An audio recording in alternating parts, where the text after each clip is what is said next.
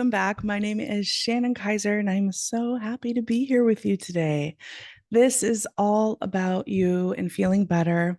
This whole show, this whole series is really about self-awareness and healing through self-love.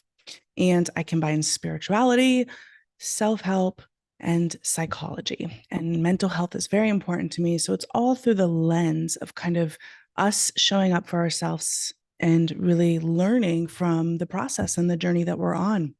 Today's topic is really deep on my heart, and I want to say really important because I think I'm noticing in my private life coaching practice, there are quite a few people who are sharing that they are feeling overwhelmed and stuck, or they have come out of a narcissistic relationship where they recognize that they are suffering from narcissistic abuse. Narcissistic abuse is very real. It's a very real thing. And I think in our culture, a lot of the times the word narcissist, at least I felt for many years, it just gets thrown around, kind of gets trendy. It becomes this kind of vernacular. Oh, my ex is a narcissist. If they just, my teenager's a narcissist. And there's just this thing that gets thrown out. But true narcissism, I think it's 1 to 6%, 3 to 6% of the population is diagnosed with it. And a real narcissist can cause some real psychological damage to the people that they are with. It's like that whole saying, hurt people will hurt people.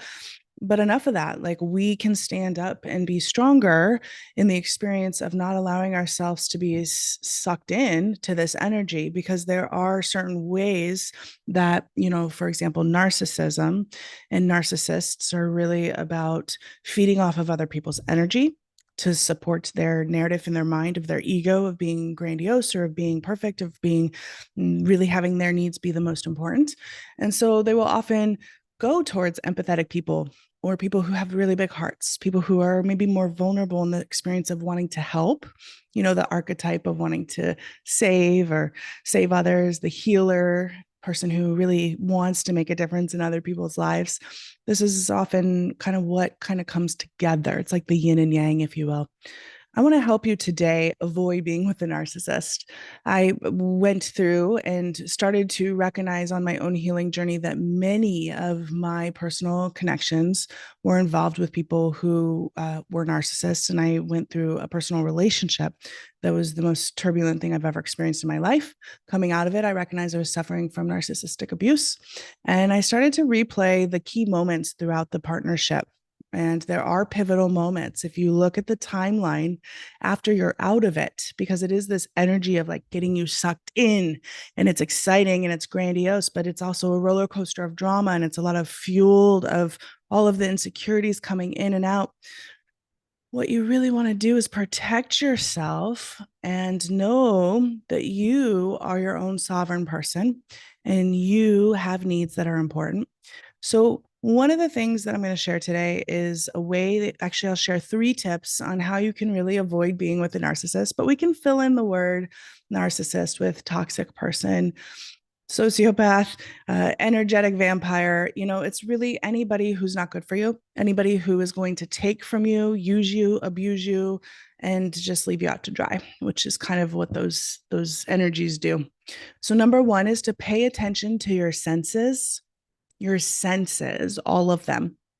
I remember the very first time that I met a specific narcissist that I got very heavily involved in. My senses were kind of screaming at me.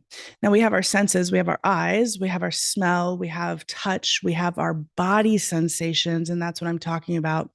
It's almost like we override it. A lot of times you will see someone and you're attracted to them, and you want to love, you want to experience the excitement and the rush or the passion, and that will override any internal signal. Now, I'm not just talking about your intuition, because your intuition will be talking to you too. A lot of the times we will ignore it, but your senses, your body is always going to help you perceive danger. And for me, I actually found myself in this connection. I was sweating a lot, and I was going on these dates and I was sweating, and I thought maybe it's just hot out, but I would hang out with other people and I wouldn't sweat. And I thought maybe it's just because I really like this person. And so I continued into the relationship until it got so toxic and abusive that I looked back and I was like, oh, The first several times we hung out, when my whole body was breaking out into cold sweats, was my body saying, danger, danger, don't go, don't go forward. But I ignored it. And so you have different cues too. It could be sweating. It could be maybe you get nauseous. Maybe you have this something that happens within your body, tummy ache, headaches. Your body is your best indicator. So when I say your senses, it's about in the body. What is your body doing?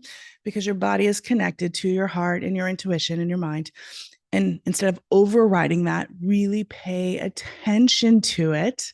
It's giving you a clue. It's like, your body saying you don't need to go down that dark alleyway. That dark alleyway is going to be a little bit dangerous. So you just keep walking and protect yourself.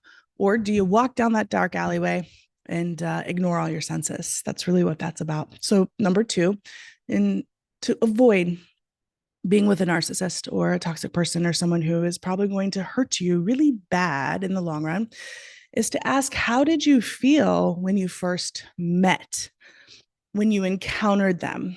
Now, this is a really important one, because it's not how did you feel when you met them and saw them. It's what was your energetic state the day that you connected with them. So whether it was an online dating profile, whether you ran into them in person at a coffee shop, or maybe you joined a new gym or you started a new job and you met the person. Now, this is any type of connection, romantic relationship, a partnership in a business, or, family member even. What was your energetic state? And I love asking this question because I think about my energetic state was of desperation. It was, I need to get back out. I need to start dating again. I had just been diagnosed with fibromyalgia, which is this chronic muscle pain condition. And I was thinking, oh my gosh, my life is ending. I need to go out and just live it. And I had literally just come out of the doctor's office when I signed up for the online dating again. And I remember I was feeling good, I thought, but desperation was the energy. And I've asked coaching clients this too. And it's always amazing to really, they're like, oh, I was really, when we met, it was great. And I said, no, the expression energetically the day, every time they're like, oh my gosh, yeah, I was really sad. I was swiping right a whole bunch, just hoping someone would like me because I was having such self-doubt, or I had just finished binge eating, or we always have this kind of expression. And so energy attracts energy. And so there's this like desperation or this shame or this guilt that will attract narcissistic energy, which is often going to be a bully energy that will take over that.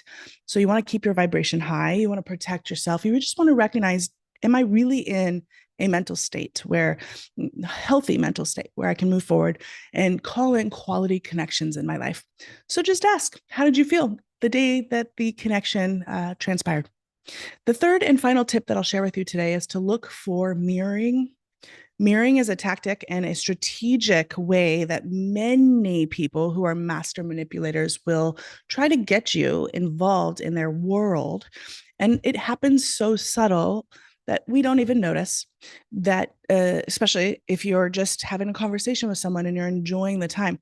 Now, naturally, when you are involved in life, humanity in general will naturally mirror, just like you see, they say dogs and their owners start to look like each other. If you're married to someone, you start to look like that person. If you ever notice that, you're dating for a long time, these are the mirroring tendencies. It's like when you really are involved with someone and you want to like them or build trust, you start to develop habits, or you start to look like them or dress like them. Well, the mirroring is something very, very strategic from the narcissistic point of view, where even they know that it is a way to build trust. So they will manipulate the experience that you have with them by mirroring you. And this looks exactly like mirroring your body language. This looks like even maybe dressing similar to the way that you dress. This could also look like mirroring the exact same things that you're into when you know that it might not be true, but these are the things you want to look for. I remember several times in those first few months when we were dating, I would sit there and say, this is so interesting. He's sitting the exact same way that I am.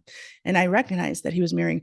At the time, I didn't realize it was a manipulation, but I thought something's off here. I would say I really like this, or I was really into this type of thing. And every single thing this person liked too. And I was like, that's very interesting.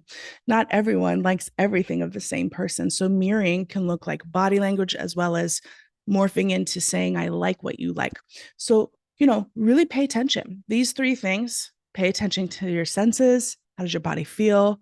Ask yourself, how did you feel? What was your energetic state in the day that the connection came about? And then looking for mirrors are all very strong ways that you can help protect yourself from getting involved with an energy that might try to abuse you. So thanks for joining today. I'd love to hear in the comments if these resonate and if you've experienced any of these with any of your connections.